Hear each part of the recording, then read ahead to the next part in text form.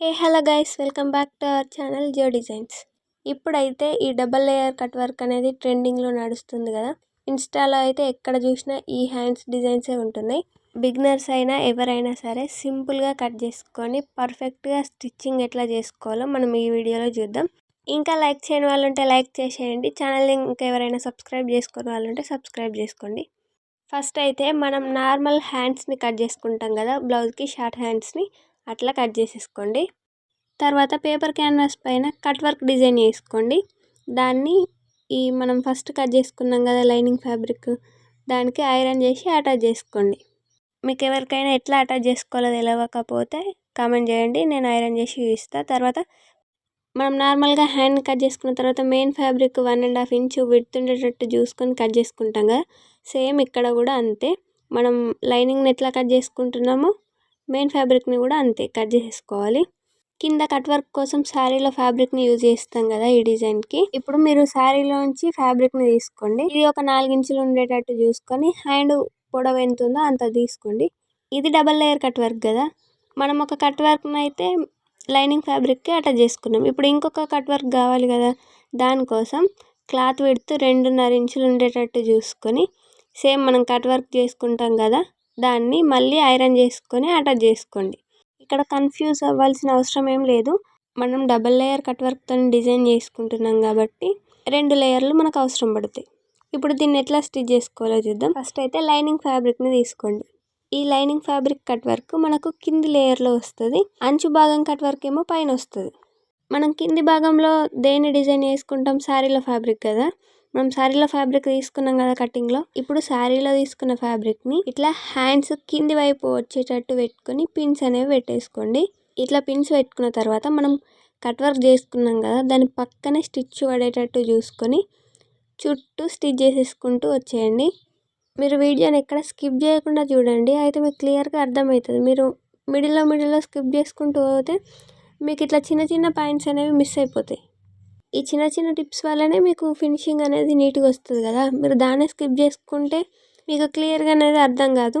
So skip చేయకుండా చూడడానికి try చేయండి. మీకు ఎవరికైనా అర్థం కాకపోతే మళ్ళీ చూడండి, మీకు క్లియర్గా అర్థమవుతుంది. డబల్ లేయర్ కట్ వర్క్ అనగానే ఏదో పెద్ద ఉంటుందని ఏం కాదు, సింపుల్గా అంటే సింపుల్గా ఉంటుంది. ఎవరైనా కట్ చేసుకొని ఎవరైనా స్టిచ్ చేసుకోవచ్చు. ఈ వీడియోలో చూపించినట్టు ఖచ్చితంగా ట్రై చేయండి, మీకు పర్ఫెక్ట్ ఫినిషింగ్తో వస్తుంది. మీరు బిగినర్స్ అయినా ఫస్ట్ టైం ట్రై చేసినా కూడా ఇట్లా మనం మొత్తం స్టిచ్ చేసుకోవాలి. వీడియోలో మీరు క్లియర్గా అబ్జర్వ్ చేయండి. మనం కట్స్ తిరిగే దగ్గర నీడిల్ని అయితే కింద ఉంచుకొని మనం క్లాత్ని రొటేట్ చేసుకోవాలి. ఇది వచ్చేసి ఇక్కడ మెయిన్. ఇట్లా స్టిచ్ చేసుకుంటే మనకు కట్ వర్క్ ఫినిషింగ్ అనేది నీట్గా వస్తుంది. తర్వాత మనం వేసుకున్న స్టిచ్ కన్నా ఒక 1/2 ఇంచు ఎక్కువ క్లాత్ ఉండేటట్టు చూసుకొని మిగిలిన క్లాత్ని అంతా కట్ చేసేసుకోండి. తర్వాత మనం టక్స్ ఇచ్చుకోవాలి. ఈ టక్స్ అనేది కంపల్సరీ ఇచ్చుకోవాలి. ఇట్లా మనం టక్స్ ఇచ్చుకునేటప్పుడు మనం వేసిన స్టిచ్ అనేది అస్సలు కట్ అవ్వకూడదు. ఇట్లా మిడిల్ పాయింట్లో ఇచ్చేసిన తర్వాత సైడ్స్కి కొంచెం చిన్నగా లైట్గా ఒక 2 కట్స్ అయితే ఇవ్వండి. ఇట్లా నీట్గా ఇచ్చేసుకున్న తర్వాత పిన్స్ అనేవి తీసేయండి. ఇక్కడ మనం హ్యాండ్స్కి లోత్ తీసుకుంటాం కదా, అవి 2 ఒకే సైడ్కి వచ్చేటట్టు చూసుకొని మనం ఇక్కడనే ఫ్యాబ్రిక్ అనేది సెట్ చేసుకోండి. నేను ఇక్కడ కట్స్ అనేవి నాకు ఆపోజిట్ సైడ్ వచ్చేటట్టు చూసుకొని పెట్టుకున్నా. మీకు ఇట్లా ఫస్టే లోత్ తీసుకుంటే అర్థం కాదు అనుకున్న వాళ్ళు హ్యాండ్ మొత్తం స్టిచ్ చేసుకున్న తర్వాత బ్లౌజ్కి అటాచ్ చేసేటప్పుడు తీసుకున్న సరిపోతుంది. ఇట్లా మనం హ్యాండ్స్తోని కట్స్ని పర్ఫెక్ట్ షేప్లో సెట్ చేసుకోవాలి. ఇప్పుడే మనకి ఇట్లా అయితే వస్తుంది ఫినిషింగ్. సేమ్ ఇదే విధంగా ఇంకో పార్ట్ని కూడా రెడీ చేసి పెట్టుకున్నా. ఇవైతే ఇప్పుడు పక్కన పెట్టేసేయండి. మనం ఇంతకుముందు కింద వచ్చే కట్ వర్క్ లేయర్ అయితే స్టిచ్ చేసుకున్నాం. ఇప్పుడు ఇంకొక లేయర్ కావాలి కాబట్టి దానికోసం మనం ఫస్టే మెయిన్ ఫ్యాబ్రిక్ కట్ చేసుకున్నాం కదా, దాన్ని ఇట్లా సగానికి ఫోల్డ్ చేసి కింద పైన టక్స్ ఇచ్చుకోండి. తర్వాత మనం ఇంకో పీస్కి కట్ వర్క్ చేసిన పేపర్ క్యాన్వాస్ని అటాచ్ చేసుకున్నాం కదా, దాన్ని కూడా సగానికి ఫోల్డ్ చేసుకొని టక్స్ ఇచ్చుకోండి. ఇప్పుడు మనం మెయిన్ ఫ్యాబ్రిక్కి ఇచ్చుకున్న టక్స్, ఈ ఫ్యాబ్రిక్కి ఇచ్చుకున్న టక్స్ 2 సమానంగా వచ్చేటట్టు చూసుకొని కదలకుండా పిన్స్ అయితే పెట్టుకోండి. మీకు పిన్స్ అవైలబుల్గా లేకపోతే లూజ్ కుట్ అయినా వేసుకోవచ్చు. ఇట్లా పెట్టేసుకున్న తర్వాత సేమ్ మనం ఫస్ట్ స్టిచ్ చేసుకున్నాం కదా కట్టు పక్కనే, ఇక్కడ కూడా సేమ్ దాని పక్కనే స్టిచ్ వచ్చేటట్టు చూసుకోవాలి. అండ్ కార్నర్స్ మనం తిప్పుకునేటప్పుడు సూదిని కిందికి దించి ఫ్యాబ్రిక్ని తిప్పుకుంటూ స్టిచ్ చేసుకోవాలి. వీడియోలో చూపించినట్టు స్టిచ్ చేయండి, మీకు పర్ఫెక్ట్గా వస్తుంది కట్స్ అనేవి.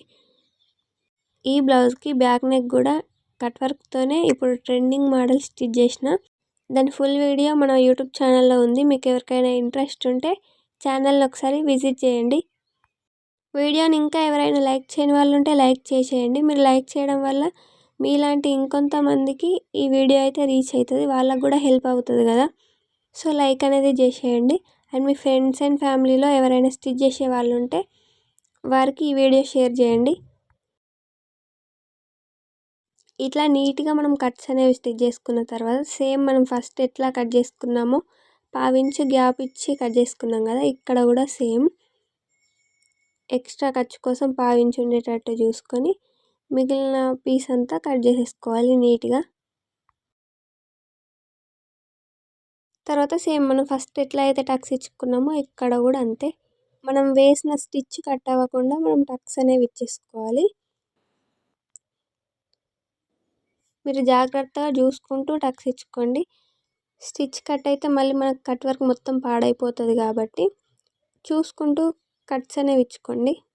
ఇట్లా మొత్తం నీట్గా కట్స్ ఇచ్చుకున్న తర్వాత సేమ్ ఇంతకుముందు మనం హ్యాండ్తో షేప్ అనేది సెట్ చేసుకున్నాం కదా, సేమ్ ఇక్కడ కూడా అదే ప్రాసెస్ చేసుకుంటూ సెట్ చేసుకోవాలి. మీకు ఇంకా ఇది అర్థం కాకపోతే కామెంట్ చేయండి, నేను ఇంకా క్లియర్గా ఎక్స్ప్లెయిన్ చేయడానికి ట్రై చేస్తాను.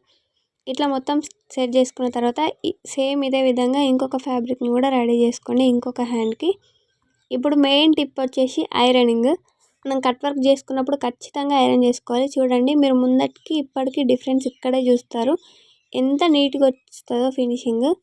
మనం ఫస్ట్ మెయిన్ ఫ్యాబ్రిక్కి శారీ క్లాత్ అటాచ్ చేసుకున్నాం కదా, దానికి పోగులు వెళ్ళకుండా ఇట్లా పైన సైడ్కి కొంచెం ఫోల్డ్ చేసి స్టిచ్ చేసుకోండి. ఖచ్చితంగా ఐరన్ చేసుకోవడానికి ట్రై చేయండి. మీరు ఎంత నీట్గా ఐరన్ చేసుకుంటే మనకు కట్ వర్క్ ఫినిషింగ్ అనేది అంత నీట్గా వస్తుంది. ఇట్లా స్టిచ్ చేసుకున్న తర్వాత మనం మెయిన్ ఫ్యాబ్రిక్ని ఇట్లా లైనింగ్ ఫ్యాబ్రిక్కి పై వైపున పెట్టేసుకోవాలి. మీకు ఎంత డిస్టెన్స్లో కావాలనుకుంటే అంత డిస్టెన్స్లో పెట్టి అరేంజ్ చేసుకోండి. అంతే, మనం ఇంత సింపుల్గా కట్ చేసుకొని స్టిచ్ చేసుకోవచ్చు. మీ దగ్గరికి ఎవరైనా కస్టమర్స్ వచ్చినప్పుడు కూడా ఇలాంటి మోడల్స్ని స్టిచ్ చేసి ఇస్తే వాళ్ళు రిపీటెడ్గా వస్తారు. ఇట్లా మనకు ఎంత విడ్త్లో కావాలో అంత విడ్త్లో అరేంజ్ చేసుకోవాలి. నేను ఇక్కడ 1/2 ఇంచ్ 1 ఇంచ్ డిస్టెన్స్ ఉండేటట్టు చూసుకొని అరేంజ్ చేసుకున్నా. ఇదైతే మనకు ఎవరికైనా సెట్ అయిపోతుంది, పర్ఫెక్ట్గా ఉంటుంది. ఇక్కడ ఈ 2 ఫ్యాబ్రిక్స్ కదలకుండా ఉండడానికి లూజ్ కుట్ అనేది పెట్టేసుకోండి మిషన్కి.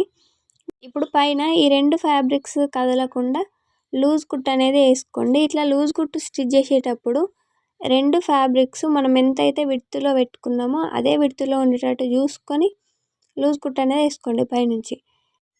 మీరు క్లాత్ని జరిపితే మనకు కట్స్ అనేవి కొంచెం అటు ఇటు అవుతాయి కదా, సో కరెక్ట్గా ఉండేటట్టు చూసుకొని ఇట్లా పైనుంచి స్టిచ్ చేసుకోండి. చూడండి, రాంగ్ సైడ్ కూడా ఫినిషింగ్ ఎంత నీట్గా వచ్చిందో. ఇప్పుడు మనం పైన లేయర్ ఉంది కదా కట్ వర్క్ది, దానిపైన స్టిచ్ చేసుకోవాలి. ఇట్లా స్టిచ్ చేసుకునేటప్పుడు మనం వేసిన స్టిచ్ అనేది పైన భాగానికి మాత్రమే పడేటట్టు చూసుకోండి. మనం కింద వేరే కలర్తో స్టిచ్ చేసుకుంటాం కదా, దానిపైన ఈ స్టిచ్ పడితే బాగోదు కాబట్టి కరెక్ట్గా వచ్చేటట్టు చూసుకొని స్టిచ్ చేసుకోండి.